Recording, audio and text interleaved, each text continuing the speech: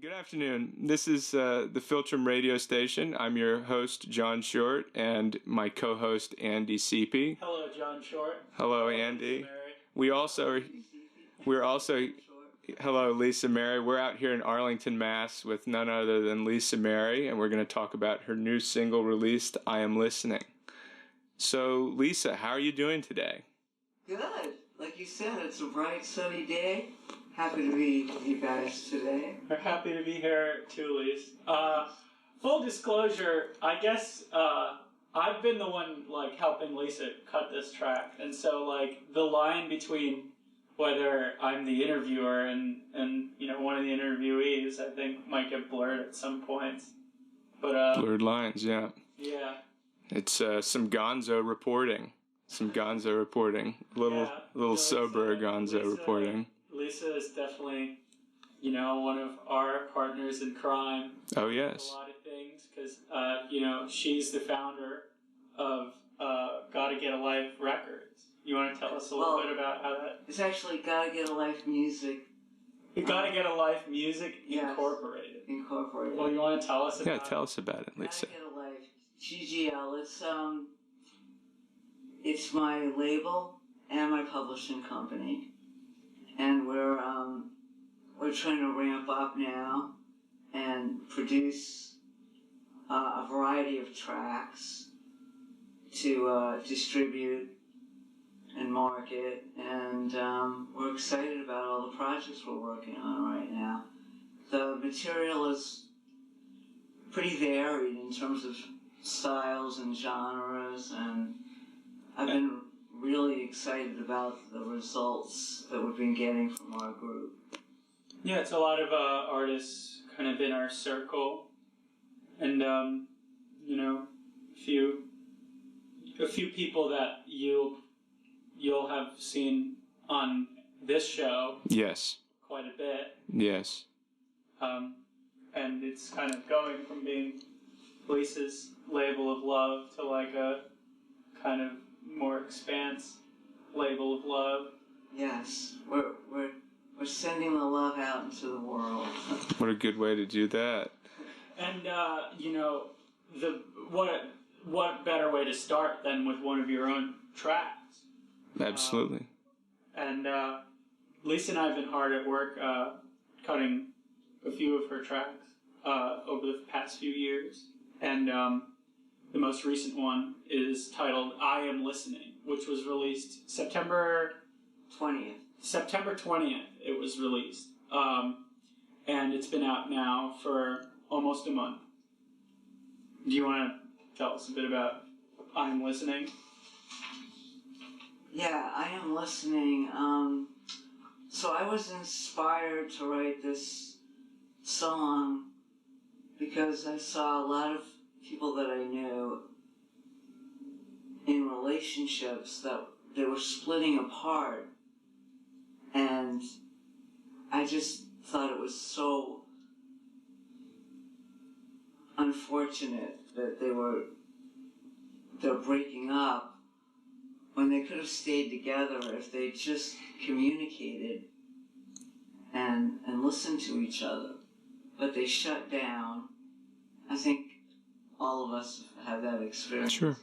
They've shut down, and they can't open up to each other anymore, can't hear each other, can't say how they're feeling, and they just come undone. And I just thought that was just really sad to see two people that really they could have made it, they could have stayed together if they'd just been able to talk to one another.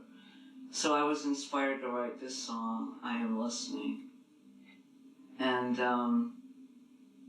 put it out there in the world, and maybe it's, it'll reach some people, and it'll be, food for thought. Yeah, of course. And they might be able to, stop and start talking to each other. Yeah, that's a fabulous idea. It seems like, despite it being kind of an emotionally challenging sort of subject matter, the refrain you go to is "I am listening." You make a significant emphasis on, how just small things of paying attention or just trying to stay focused on your partner's sort of hurting or whatever is just so critical. Yeah. It seems, in a sort of period where, even outside of romantic relationships, it feels like people aren't listening very closely to each other. Yeah. Lots of children sort of feel like their parents aren't listening to them, and of course parents are feeling like their children aren't also listening to them, and there's sort of a generational kind of gaps of people not really wanting to listen. I mean, it's multifaceted. When you wrote this song, I know when I try and write songs, I either I generally start with like more of like a chord progression, or I'm playing something first and then lyrics come. Are you lyrics first, then music, or music first, then lyrics when you usually write songs? How does this tune hit you? In fact, I know there's a story there. Yeah, there's a story. How this tune... Yeah, let's hear the story, yeah. Well, my songwriting, I would say that the process really it's very different. Sometimes it starts with lyrics. Sure. And then there's music. Sometimes it starts with music, and then there's lyrics. Sometimes it's simultaneous. Right, that's true. Yeah. So, Andy and I actually were in a session working on another tune. Mm-hmm. He went to get a drink of water. We were having some conversation. What happens when we have to do all the editing? Yeah, editing. Right. I don't know if people listening will know how much editing can go into some of these tracks. Unbelievable. Or some of the work that you really have to do to, get the audio clear. Especially Lisa's got some pretty high standards of schmutz. I do. I can't take the schmutz. Yeah, and so what happens is that there's a lot of sitting around while the editing happens. Of course, and I always end up in these really kind of deep conversations, and I think that kind of put Lisa in a mood, and I went to go to the bathroom, and she came back. Yeah, he went to take a break, yeah. And I don't know, I picked up my guitar. This song just started pouring out of me within a few minutes. The melody and the chord progression just kind of fell together. And then I started getting a shape for the lyrics. Right. And I kept hearing this hook, I am listening, and kept coming around. And then I was starting to get some of the lyric that day, and then I think sometime within the next few days, finished it up. And so this wasn't a tune from it didn't really come from this place of first person experience. You're not really speaking about a situation that you were in. You were speaking about a situation that you were seeing other people in. Right. That's right. I think who all played on this track besides the two of you? I played. What was the instrumentation? G37 acoustic. Lisa's got this great guild from the 70s, right? It's just a solid hunk of wood of a guitar. It's this really rich, kind of strumming acoustic guitar. It's got a beautiful sound. One of those handmade guilds from the 70s. Right. Yeah, I love that one. I played that, and Andy played some keyboards on this track.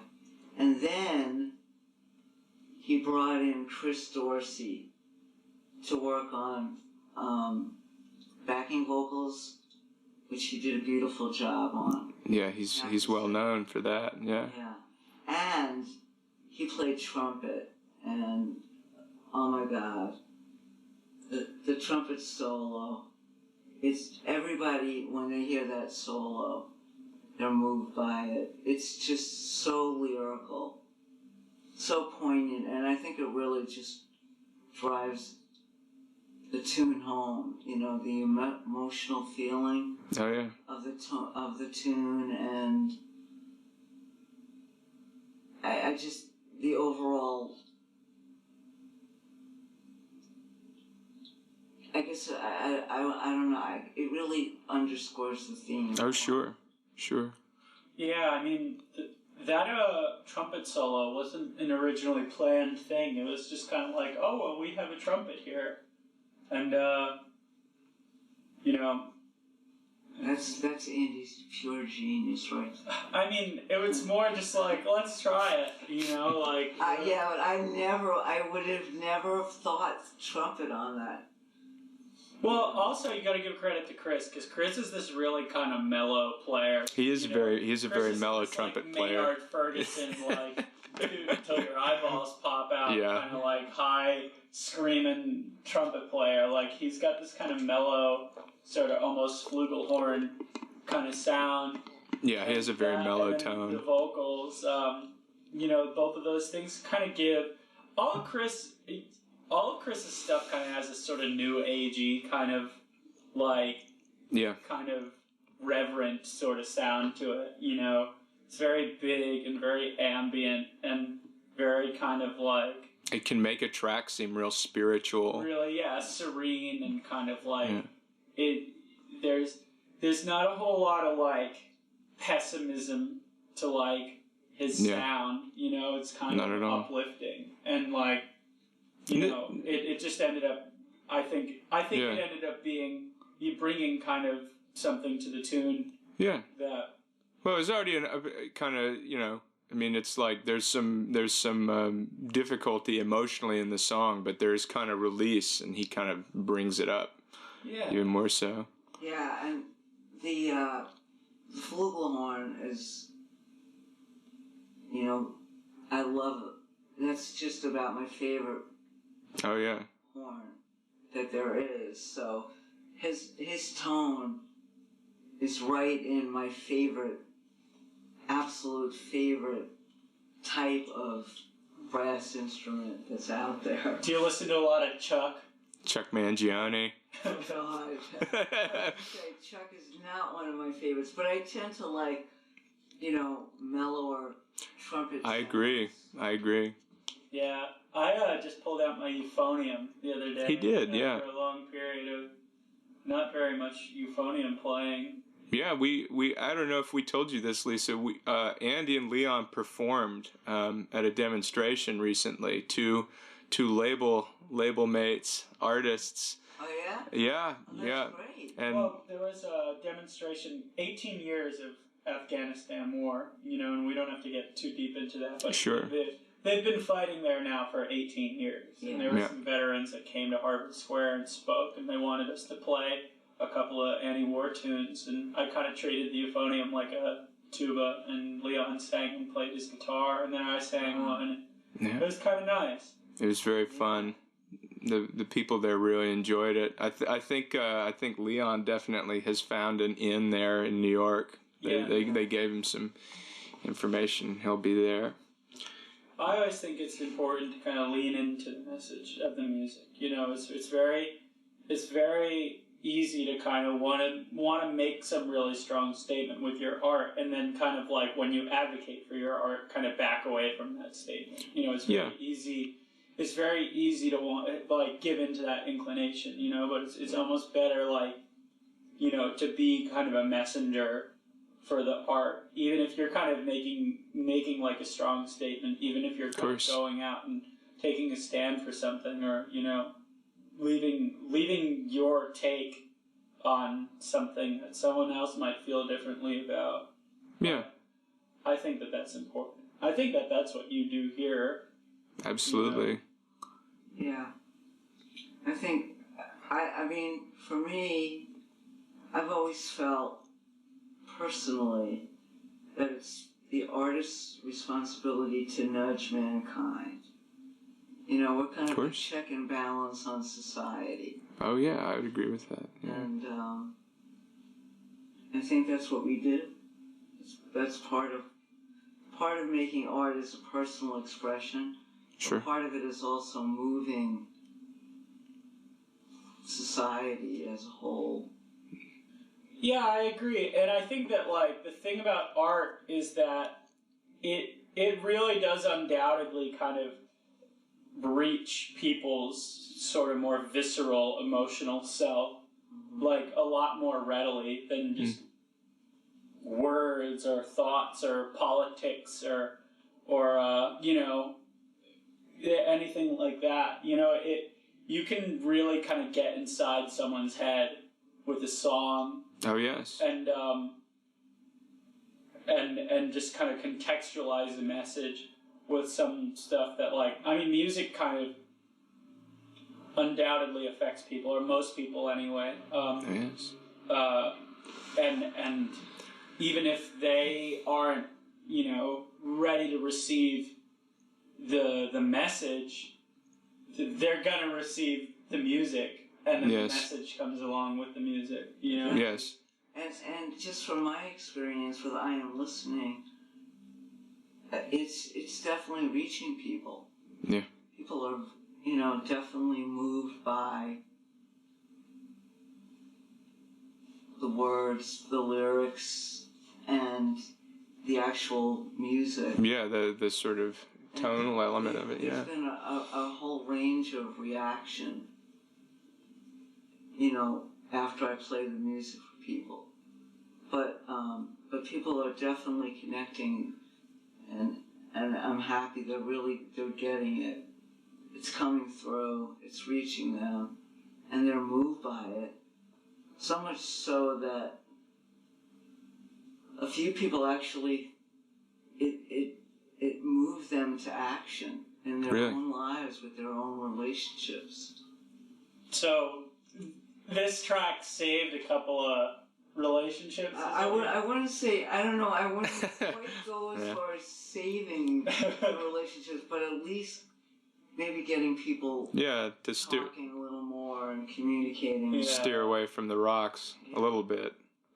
Well, I think that's kind of the message. I mean, there's a lyric there that's kind of like words that, you know, the things that we normally don't say may be spoken now, right? There's a lyric kind of like that. And I think that, like, I mean, just working on this tune with you, I kind of internalized that message, and I tried to be a little bit more just open, you know, with everybody in all aspects of my life, because I kind of agree with that, like, there's some stuff that, like, if you just kind of keep it inside, like, it's not good. No. You know? For, like, good stuff and bad stuff, sometimes you just need to tell people what they mean to you, or you need to just tell someone, like, what, you know, you have to tell people how you feel. Right. You do. You do, and there's, you know, we're in this society now where we're taking incoming all the time, incoming of all this. Oh yeah. Stimuli. Constant alert. You know, social media and emails and you know, we don't have much downtime. No. And then everybody gets caught up in work. They get caught up in their activities, their projects, all this other stuff going on, the news, everything. And we just start shutting down. We go on overload. And we tune out. We shut down. And we don't sit and talk with each other anymore. If you look at people, I mean, I can't tell you how many times I see people out at a restaurant. Mm. You know, a parent and their kid. Mm. And they've got their face buried in their phone. They all have their I've seen that. They give the kid an iPad. Yeah, Mm-hmm. they're not even having Yeah, they're not rambunctious kids anymore. They just give them an iPad and they're quiet. That's it. And people, or I see couples and they're one's on, their phone and another person is, looking at a screen of some sort. Yeah, no, it's true. A notebook or something, and they're not having a conversation anymore. Yeah. So if they're not even talking about the mundane things of life, Oh yeah. What about the more Oh yeah. personal matters? The intimate things. They don't even.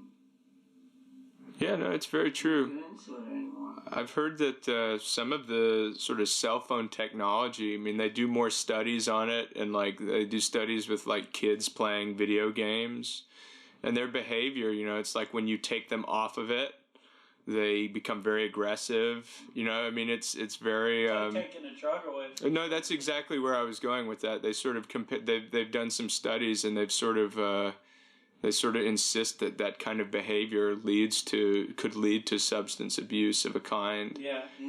Yeah. It's not that different. Like, we kind of have different morals about substance abuse than we do about being addicted to your phone or to the TV or something like that, But the behavior, I think, is actually very similar, and it leads to kind of this sort of breakdown emotionally. Just like how substance abuse also can kind of lead to these sorts of breakdowns and kind of like the ability to engage with some emotions that you really need to engage with. And if you could just engage with them directly, you wouldn't be anesthetizing. I think that like a phone or even TV, like I've got family members that are just glued to the TV. Oh yeah, same. I think that it kind of does the same thing. Like, you kind of wind up emotionally stunted because you're kind of masking a certain interaction behind like some stimuli. Right. I mean, I've definitely cut back a lot. Yeah. On watching. Yeah, right. I like good stories, but I'm more selective about them. Yeah. Sure. Yeah.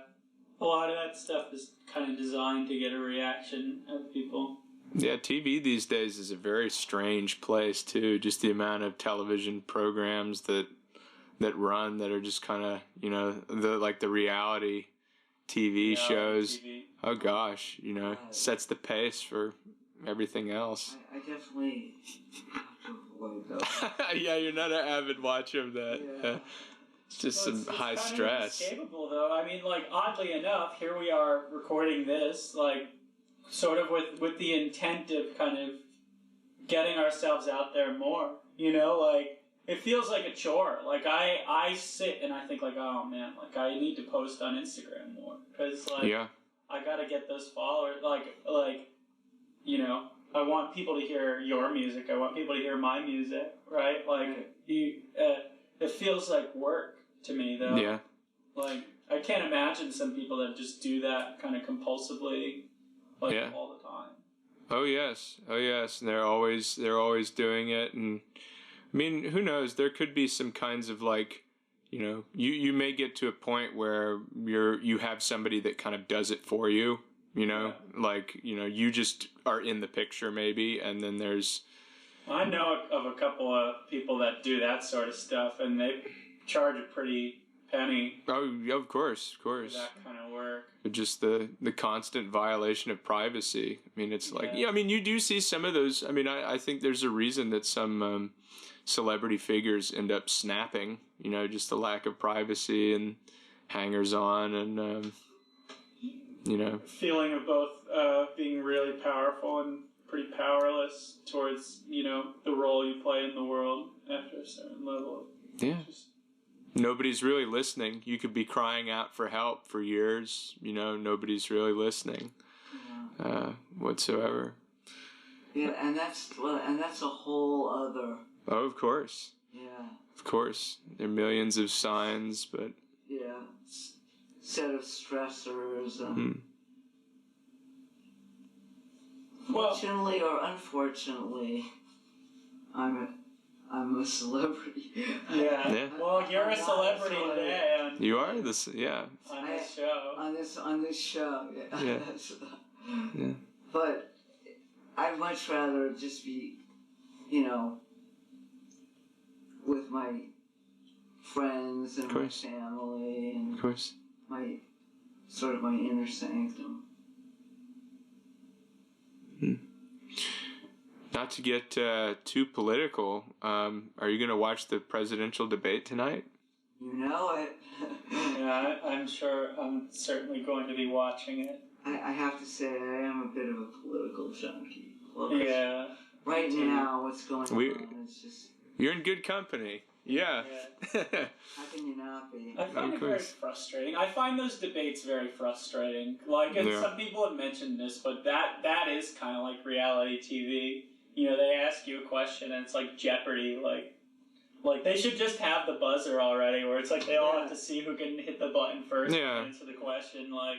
Or they have and there's an audience, like you have to play to an audience. Like imagine if we had like an audience of like 1,000 people, like while we were doing this in your living room. You know what I mean? Like you'd talk differently.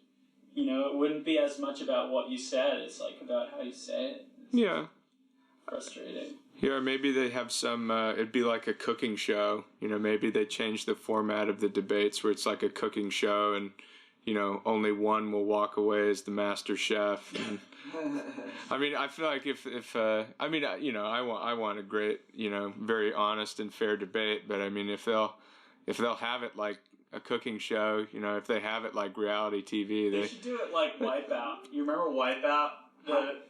The obstacle course. Oh gosh,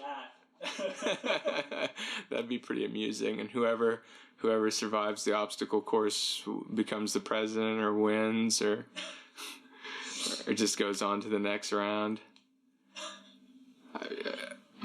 I'm just surprised how far away. They've been promoting this. I thought it was a ways away last year. But they're getting into it so early. Farther away, yeah. Oh yeah, they have to raise all this money. Oh yes. And we end up with so many debates. Yeah. And then they whittle down. Yeah, slowly but surely. The final few. Yeah. It's like getting voted off the island. I hope they whittle it down soon. I think the crowded field stuff kind of makes it feel like it's not getting anywhere, Right. Even if it's not who I want, just tensions are pretty high about it too. Yeah. Twitter, during those debates, people maybe not the candidates, but their staff, they've been making some more jabs at each other lately that are like, oh gosh, if you, to me the thing is like if they're too kind of aggressive to each other, that kind of sends a bad message to the public, that there's like a lot of infighting, and it's like, well, they can't get along or whatever it is, and then it sends an interesting message for sure. But well, hopefully everyone's gonna get together and get on the same page. Yeah, the united front for sure. Well, yeah, because you're gonna have to be, because I don't think that. Certainly last time, President Trump didn't really care about keeping the conversation very civil. No. That kind of gave him, I hate to say it, it gave him an edge, it gave him an edge because he was kind of, willing to, attack people more directly and kind of belittle his opponents in a way. Yeah, even his allies, his allies that I feel like their base didn't care much for, he just kind of would throw them to the dogs. Yeah. And his base, they liked that. Yeah. And I think whatever the coalition is, it's got to be kind of the counterpunch to that. Oh yes. Maybe we should have everybody listen to more music. That would be nice. Yeah, I think that that's kind of something sorely lacking, because a lot of what's missing from the conversation right now is nuance, and it's hard to deliver nuance because it's not very, by nature, you can't really deliver that to people in a very simple and effective format, like on the news or whatever. But you can do that in music. You can say some real nuanced stuff in a song, and it just hits people. It makes sense. Yes, this is something you can do with music. Many nuances and shades of life. Yeah. And existence. Yeah, I kind of, at least to me, I mean, with music, you can. Sometimes, when you talk to people and you're trying to change their mind about something, there just aren't really great. Even if your heart's in the right place, you can still kind of, in a way, say something that you're still trying to get them to change their mind, and they won't do it because they're just words that, just the sentiment, the way that you phrase it, it doesn't work. Whereas with music, it can just kind of get inside you, and it can kind of make, maybe guilt isn't the right feeling you should feel when you're changing your mind. But when I've had my mind changed, it's like something that I wouldn't expect came into me, and it was immediately oh wow, I've never seen it like this before. And then you just immediately let go of whatever it was. I feel like music is better at that. It can, in such a short framework, it can. It cuts through. Yeah, it cuts through, and it's intense, but it's not bitter necessarily. Right. It's powerful. Of course. Oh yeah. Totally.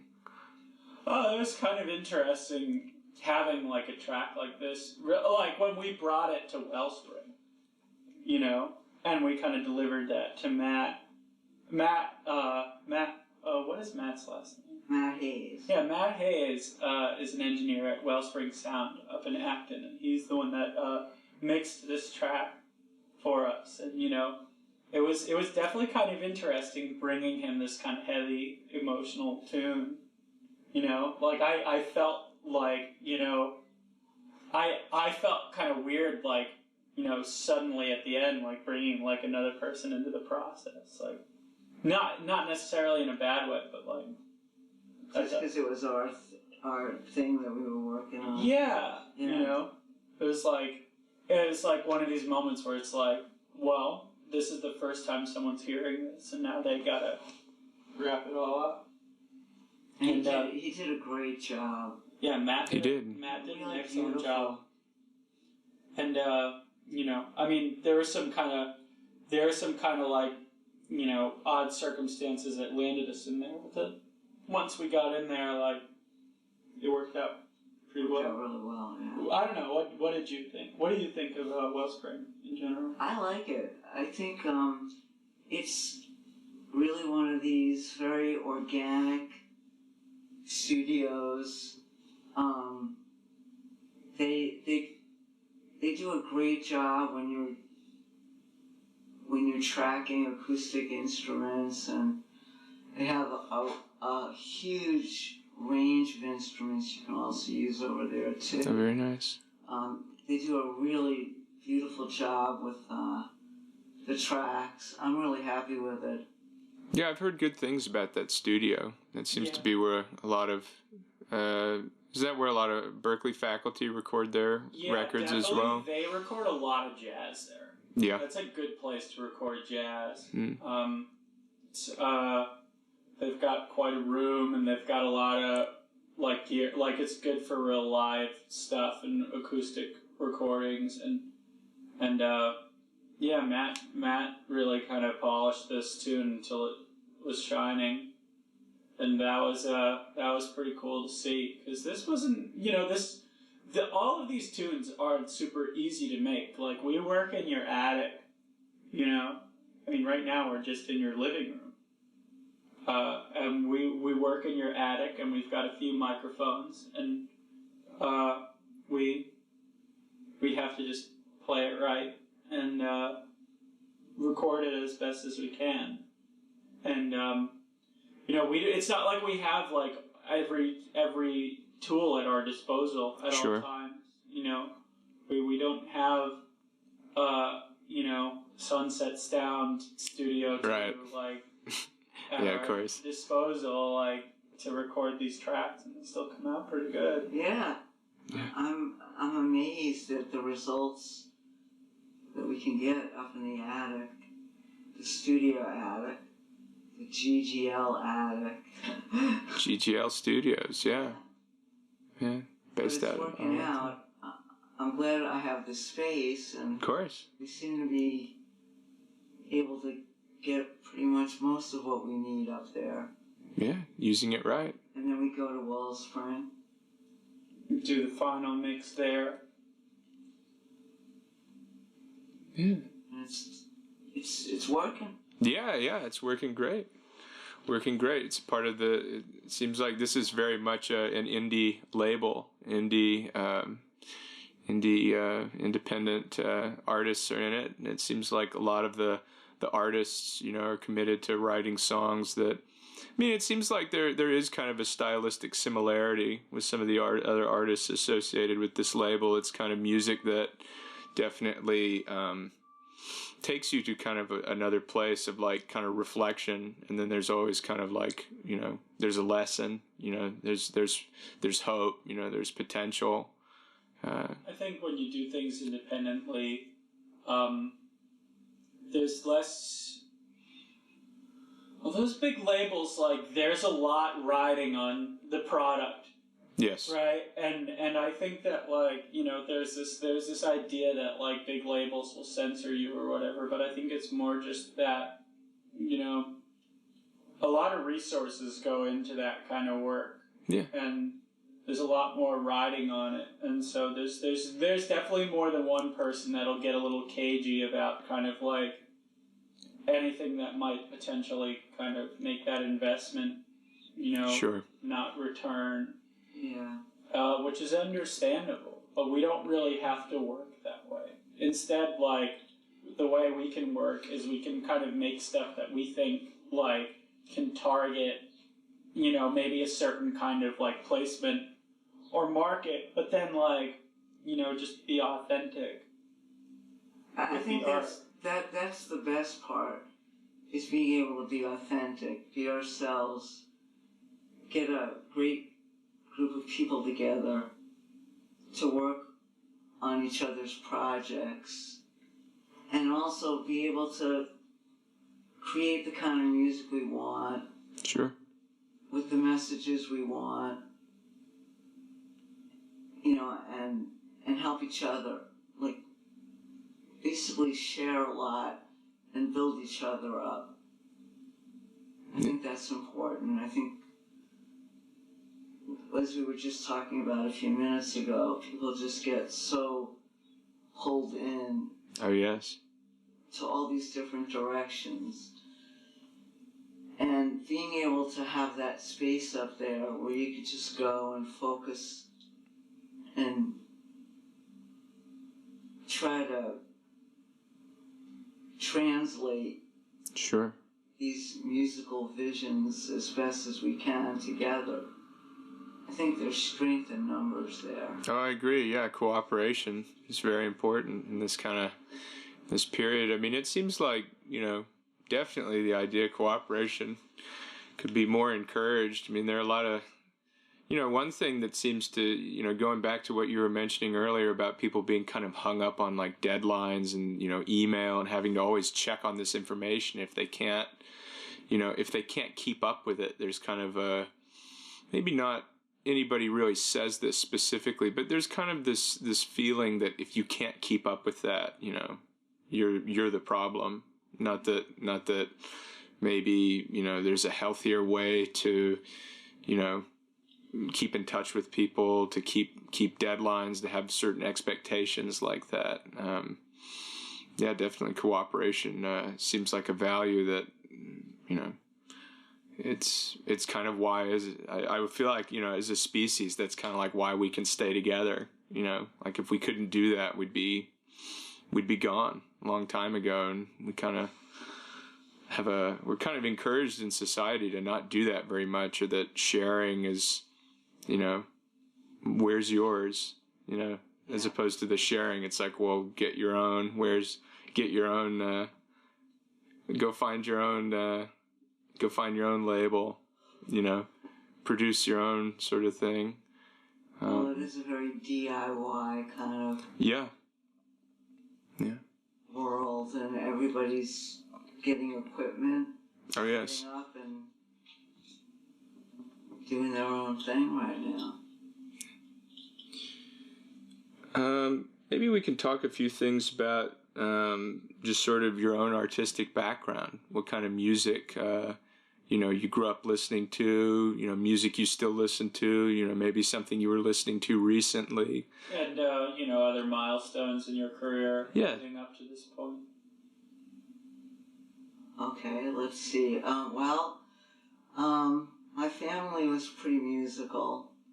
My dad was a drummer, and my grandparents played. They actually met. Really? On a gig, yeah. That's great. So I started out with the violin, but that didn't last very long for my parents, fortunately, because it was really painful. It's not good. It was not good. It was really painful. So I swapped the violin for a guitar and started playing that when I was 12. And then I went to Berkeley when I was, out of high school, and graduated from there. Did a lot of playing around New York City because I'm from New York originally. Played in all kinds of projects, a lot of jazz and pop projects, some GB. But I really found that I love the studio. That's really where I feel the most comfortable. And really started to focus on spending more time in the studio, putting music out and trying to create music, original music, that I could try to place in radio, film, television, things like that. So I had a few little successes, did some commercial campaigns, a little bit of radio. Deep Blue Ocean, right? The Deep Blue Ocean, yeah. That got placed in the third season DVD for Dawson's Creek, and that was exciting. Oh yeah. So that that was the I should say the Dawson's Creek DVD. So that got in there, and at the time Sony did a soundtrack site before iTunes and things like that came into being. And so we got Deep Blue Ocean on that site, and and some commercial campaigns for some ad agency work around Boston too. So you just try to go out there and see what you can do as far as hoping you can match your material to the projects that are in need of music, and you're always happy when you can get some kind of a match. Of course, yeah. Get it out there. Makes sense. When did you start writing songs? Oh God, when I was at Berkeley. When you were at Berkeley. Yeah, before Berkeley. Before Berkeley. When I was Before a Berkeley. kid, probably in my teens. Now, my mom and my sister will say that they were also painful, just like the violin. There was a lot of teen angst. Oh, yeah, I'm sure. But, it's easier to write a sad song than it is to write a happy song. Yeah, but I think I started writing when I was about 13, 14. Very nice. Very nice. Were you considered the musician, the artist, kind of the rebel in high school when you were writing songs, or did you have that reputation? Some people, at least in my case, when I was making music in high school, people kind of thought that meant I was, because I'd play the guitar or something, or, wanted to play kind of loud music that, I was up to no good, or was up to some kind of scheme. No, actually, I wasn't really, viewed as a rebel or anything. If anything, we had, theater groups and things like that in high school, and I'd get involved and write original music for the production. Really? Yeah. That's cool. And I think it wasn't really that kind of loud, right, abrasive, or sure,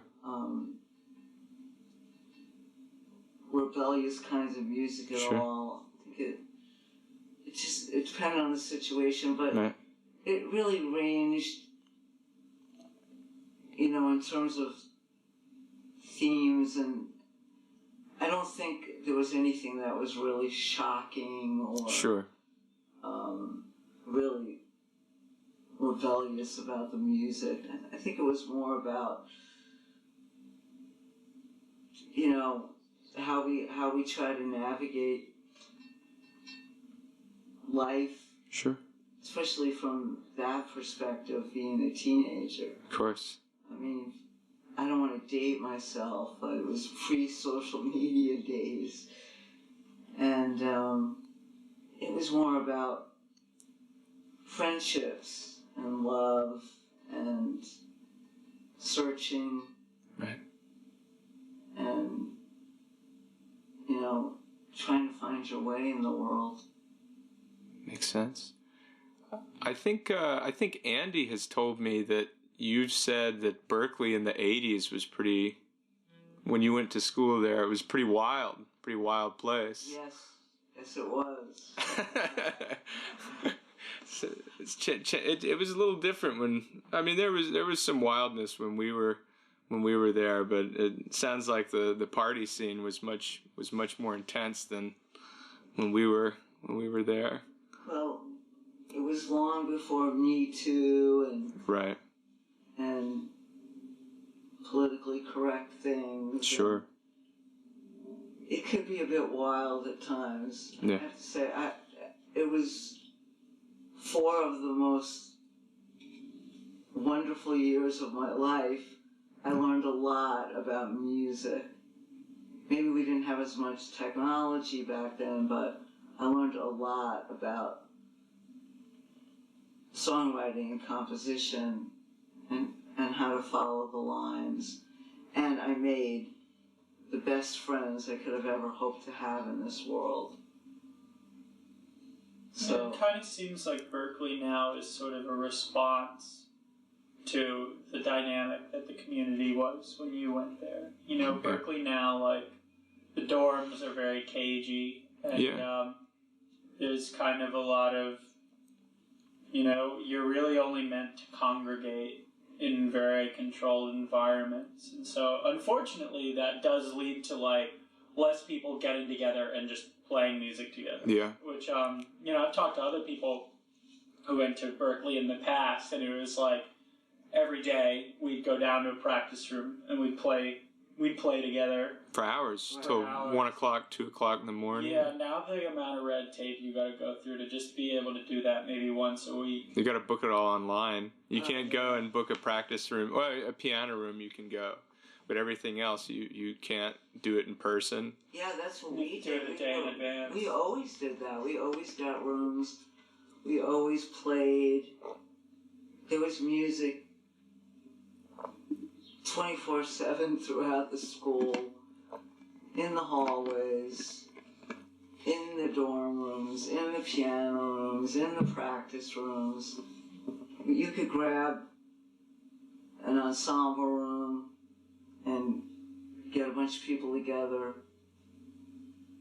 most nights of the week, and people were always practicing and jamming. It seems like there was a lot more of a room to do that without necessarily much of an agenda, you know, like you could just go and do it. Yeah. And I mean, I hate to say it, you know, like, because Berkeley was kind of an unbelievable experience for me too, right? Like, but that wasn't part of it, you know. It's true. The idea that, you know, the idea that you could get people in a room at all was often kind of unfathomable. Like, it was difficult to do that. Like, it took a lot of work to get everyone all in the same room. Or just to book it. Yeah, just to book it. You had to be your own secretary. No, you just went up, showed your ID, and that was it. And then it was just first come, first serve. That was basically it. Yeah. Like, literally walk up to the desk. Yeah, oh yes. And there would be a sign-up sheet. I mean, there was actually an office when we first got there. There was I don't know if you saw that new building they built, the 160 building that looks kind of like a sky-rise apartment. Yeah, I did see that. It looks kind of like the Lantera. Oh yes. That's another story. That's another story we'll relay to you. The city's really changed. The city overall, just like the school, has changed a lot. That's what I've heard. Since I've been there. That's what I've heard. But there was a room on the third or fourth floor that students could go, and they had somebody at a desk that you could book it, you know, first come, first serve. Yeah. And it was open all the time, and I guess, I don't know, whoever they had running it got tired of being yelled at, so they just got rid of it, and then it all went online. I mean... Yeah, that's the way it was. Yeah. You actually had to walk up to a desk and show your ID card, and that was it. Too many people. But it was a wonderful time. Oh, sure. I learned so much about music. I had incredible teachers. The classes, everything that I could have hoped to get out of my education, I did. And it'll always be a really special time in my life. It really helped shape me and launch me. Yeah. Who are some of your favorite artists? You sort of, maybe like ones that, you know, when you first started out, you know, they were your total idols, and then, you know, maybe as you moved along, who are some artists you kind of discovered that you hadn't heard of, and you kind of almost can't believe you almost didn't, you know, ever listen to them? I mean, growing up, I listened to a range of pop and rock, you know, a lot of progressive bands, you know, that were out, like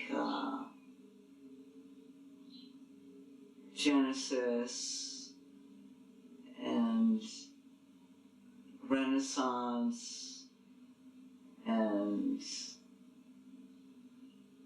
ELP. I did love the Who, though. I mean, I'll always love them. Yeah. And then a lot of singer-songwriters. Joni Mitchell, Carole King, James Taylor, people like that, Paul Simon. His brother teaches at Berkeley now. Livingston, yeah. Livingston Taylor teaches at Berkeley. In fact, Julie is actually pretty good friends with that guy. Oh, yeah? He'd come into the cafeteria every day, and he'd just kind of be like, "Hi, I'm Livingston. What's your name?" Just random students. He'd just sit with them. give him some advice. Wears a bow tie. I never ran into Lisa Taylor. I used to see him in the calf all the time. He'd be the only like adult, really. Well, I mean, besides the calf workers, he'd be wearing his. He always wears a bow tie these days, and he'd always be in there. That guy seems like he was a pretty eclectic but very knowledgeable character. Seems like it, yeah. And I also love Steely Dan. Yeah.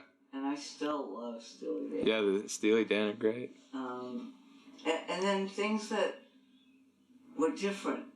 That's the reason why I like Steely Dan so much. Sure, yeah. Their chord changes and their, experimentations with different time signatures, and they were just different. A different type of... Yeah, their songs are about some kind of odd stuff, too. I mean, they're kind of witty, They're kind of like... Maybe like... they kind of write some songs about some kind... It doesn't sound like it's about something kind of creepy or kind of grimy, but it's like... Because it sounds pretty, It could be something kind of groovy, but it's like those lyrics are like, whoa, man, this seems like it's a nasty character they're talking about here. Yeah. Kind of amusing ways of kind of insulting people or whatever it is. They do have a lot of sort of tongue-in-cheek type of writing, but they've got a lot of wonderful material. Yeah. I love their records. And then there's also, some of those other bands I was saying, like the Moody Blues. And of course there's classic rock bands like The Doors. Yeah, Kinks. Doors. Yeah. It's great. It's great. Well, we've been on the air for about an hour now, so we're probably going to bring this to a close. So, Lisa, it was great having you on today. And so why don't you just repeat again? Yes. What the name of your track you're promoting is, what your label is, and stuff like that. The track is called "I Am Listening," and it's on Gotta Get a Life Music, Inc. And you can find us out there in the world on Spotify and all the digital outlets that are out there, iTunes, which I hear may be going away soon, Apple Music, Google, Amazon, basically all the major digital outlets. Great. And thanks everybody for listening. Appreciate it. Thanks for joining us today, Lisa. Thank you very much for having me, and I get to see you guys in about 3 minutes. I think we have another session booked. Yeah, sounds great. Well, I'm John. I'm Andy. And this is Filtrum Radio. Thanks for joining us.